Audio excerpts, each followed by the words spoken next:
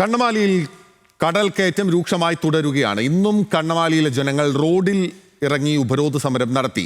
കണ്ണമാലിയിലെ ദുരിതത്തിന് പരിഹാരം കാണാൻ എല്ലാ നടപടിയും ഉണ്ടാകുമെന്ന് ജില്ലാ കലക്ടറുടെ ഉറപ്പിലാണ് ഇന്നത്തെ സമരം അവസാനിപ്പിച്ചത്. ഇതിനിടെ റോഡ് ഉപരോധം അവസാനിപ്പിച്ചില്ലെങ്കിൽ നടപടിയെടുക്കേണ്ടി വരുമെന്ന് പോലീസ് അറിയിച്ചു. സഹിൻ ആന്റണിയാണ് വിവരങ്ങളുമായി കണ്ണമാലിയിൽ ചേരുന്നത്. സഹിൻ, തീരാ ദുരിതം ഇന്നിപ്പോൾ 11ാമത്തെ ദിവസത്തിലേക്ക് കടന്നിരിക്കുകയാണ്. തുടർച്ചയായി രാവിലെ 11 മണി മുതൽ രാത്രി 8 മണി വരെ പെരുവെള്ളത്തിൽ നിൽക്കേണ്ട അവസ്ഥയിലാണ്.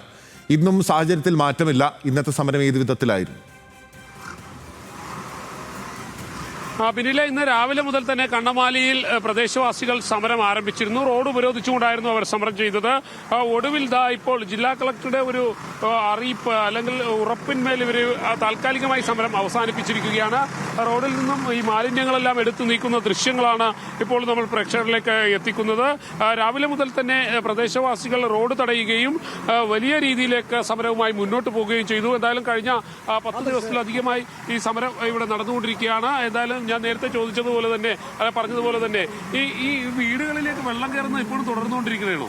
അതെ, വീടുകളിലേക്ക് വെള്ളം കയറുന്നത് ഇപ്പോൾ തുടർന്നുകൊണ്ടിരിക്കുകയാണ്. കാരണം ഇതിപ്പോൾ ഏറ്റവും ആയിട്ടില്ല. ഏറ്റവും തുടങ്ങുമ്പോഴത്തേക്കും കടൽ കയറുമെന്ന് പറയുമ്പോഴത്തേക്കെന്ന് വെച്ചിട്ടുണ്ടെങ്കിൽ കടൽ കയറുമെന്ന് വെച്ചിട്ടുണ്ടെങ്കിൽ കടൽ തടയാനായിട്ടുള്ള യാതൊന്നും അവിടെയില്ല. ഒരു കല്ലുപോലും അവശേഷിക്കുന്നില്ല എന്നുള്ളതാണ്. അപ്പോൾ കടൽ എങ്ങനെയാണോ കടലിൽ കിടന്നുണ്ട് കടലിനുള്ളിൽ കിടന്ന് തിരമാല അടിക്കുന്നത്, അത് വീടുകളിലേക്ക് വന്ന് വീടിനുള്ളിൽ തിരമാല അടിക്കുന്ന രീതിയിലേക്കാണ് ഇപ്പോൾ കാര്യങ്ങൾ. കളക്ടർ പറഞ്ഞിട്ടുണ്ട്. കളക്ടർ ഓൾറെഡി വന്നിട്ട് നമുക്ക് 1,25,00,000 രൂപ അനുവദിച്ചിട്ടുണ്ടായിരുന്നു. പക്ഷേ അത് നമുക്ക് സമയബന്ധിതമായി തുടങ്ങാൻ പറ്റിയിട്ടില്ല. കാരണം അതിൻ്റെ AS കിട്ടിയപ്പോഴത്തേക്ക് താമസിച്ചു എന്നുള്ളതാണ്. അതിൻ്റെ AS കിട്ടിയപ്പോഴത്തേക്കും അത് താമസിച്ചു പോയി. അപ്പോൾ അതുകൊണ്ട് തന്നെ നമ്മൾ തുടങ്ങി വന്നപ്പോഴത്തേക്കും മുമ്പത്തേക്കാൾ, അതായത് നമ്മൾ കരുതിയിരുന്നതിനേക്കാൾ മുമ്പായിട്ട് മഴക്കാലം തുടങ്ങി, കാലവർഷം തുടങ്ങിയതുകൊണ്ട് നമുക്ക് ആ പണി പൂർത്തിയാക്കാൻ പറ്റിയിട്ടില്ല. അപ്പോൾ തുടങ്ങുന്ന വേളയിൽ തന്നെ ഒരാഴ്ചക്കാലം പണിതപ്പോഴത്തേക്ക് തന്നെ അത് ഇന്ന് ചെയ്യാൻ പറ്റാത്ത രീതിയിലേക്ക് ചെയ്ത് വെച്ചിരുന്ന ജീവകളൊക്കെ എല്ലാം ഒലിച്ചുപോയി. അപ്പോൾ അതാണിപ്പോൾ ഇത്തരം പ്രശ്നം രൂക്ഷമാക്കിയിട്ടുള്ളത്. ഇനി തുടർ സമരങ്ങൾ ഉണ്ടാവും.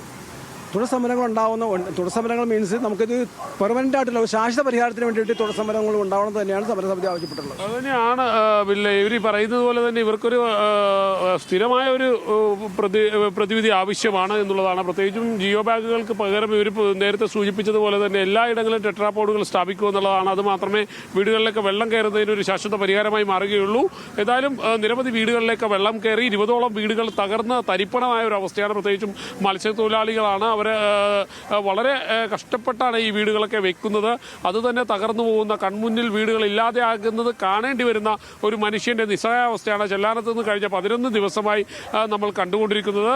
എന്തായാലും ഇന്ന് ഒരു പരിഹാരം ഉണ്ടാക്കാം, അല്ലെങ്കിൽ അത്തരത്തിലുള്ള ഒരു ഉറപ്പ് കളക്ടർ കൊടുത്തതിനെ തുടർന്നാണ് ഇപ്പോൾ ഈ സമരം താൽക്കാലികമായി നാട്ടുകാർ അവസാനിപ്പിച്ചിരിക്കുന്നത്.